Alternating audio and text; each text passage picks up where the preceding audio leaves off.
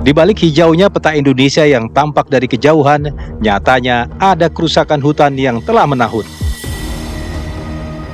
Kerusakan hutan yang sangat parah itu telah membawa dampak bencana dahsyat di 3 provinsi di Sumatera pada penghujung 2025 lalu. Desa-desa di Aceh, Sumatera Utara, dan Sumatera Barat luluh lantak.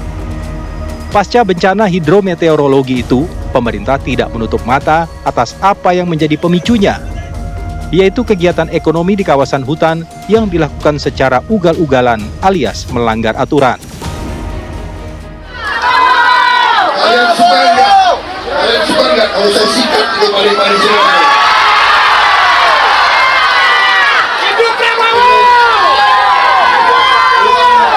Uang mereka curi, nanti kita alirkan semua ke rakyat. Ya. Presiden Prabowo Subianto kini telah mengambil langkah tegas sebagai wujud komitmen pemerintah menertibkan para perusak hutan.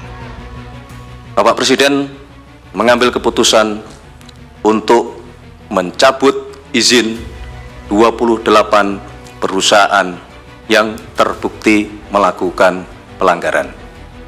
28 perusahaan tersebut terdiri dari 22 perusahaan berusaha pemanfaatan hutan atau PBPH hutan alam dan hutan tanaman seluas 1.10.592 hektar serta 6 perusahaan di bidang tambang, perkebunan, dan perizinan berusaha pemanfaatan hasil hutan kayu atau PBPHHK. Pencabutan izin 28 perusahaan itu dilakukan setelah Satgas Penertiban Kawasan Hutan atau PKH mempercepat proses audit terhadap kegiatan usaha di kawasan hutan di wilayah Sumatera. Bapak Presiden perintahnya sangat tegas, kita diminta untuk melakukan langkah-langkah tegas, tidak boleh ada kompromi di arahan beliau, ya kita tegakkan sebisa mungkin berdasarkan regulasi yang ada. Jadi perusahaan lingkungannya yang sudah kami identifikasi karena sudah melanggar tata lingkungan ya, ada batas batu muku yang menimbulkan kerusakan lingkungan cukup besar. Ini telah kita sanksi itu kemarin dan itu larinya kecabut. Dalam penertiban ini justru secara teori itu positif bagi investor. Kan nggak ada risiko kan? Nah, tapi kalau tumpang tindih, kemudian ini tidak di daerah diakui, di pusat tidak, begitu pun sebaliknya, kan kacau nih. Justru kalau tidak tertibkan, investor lari. Kenapa? Karena risiko bisnisnya naik. Dalam kurun waktu 1 tahun ini, Satgas PKH telah menertibkan dan menguasai kembali kawasan seluas 4,9 hektar perkebunan kelapa sawit yang berada di kawasan hutan. Sekitar 900.000 hektar dikembalikan sebagai hutan konservasi guna menjaga keanekaragaman hayati dunia. Sebenarnya ini yang memang seharusnya dilakukan oleh pemerintah sejak dulu. Karena kita melihat dan kita juga memiliki banyak sekali informasi bahwa penyalahgunaan penggunaan kawasan hutan di Indonesia itu memang cukup marak dan cukup masif ya.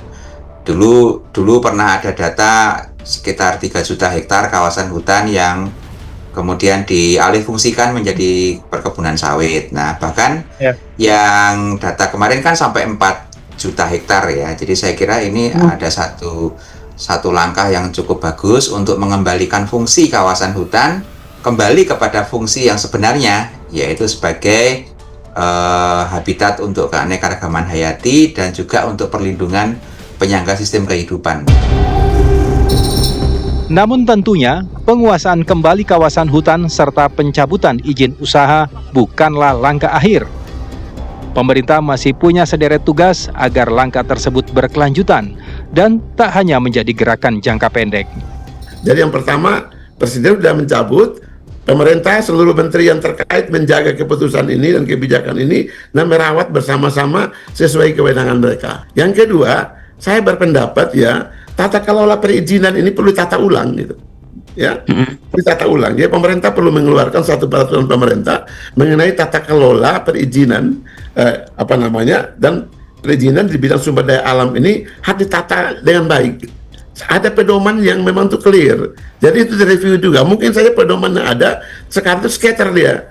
Nah, misalnya mengenai ini ada di Kementerian A, mengenai ini ada di Kementerian B, yang ini ada di Kementerian C. Nah, ini harus ada yang mengorganize yang dari dirijennya gitu. Jadi barangkali levelnya di tingkat Menko.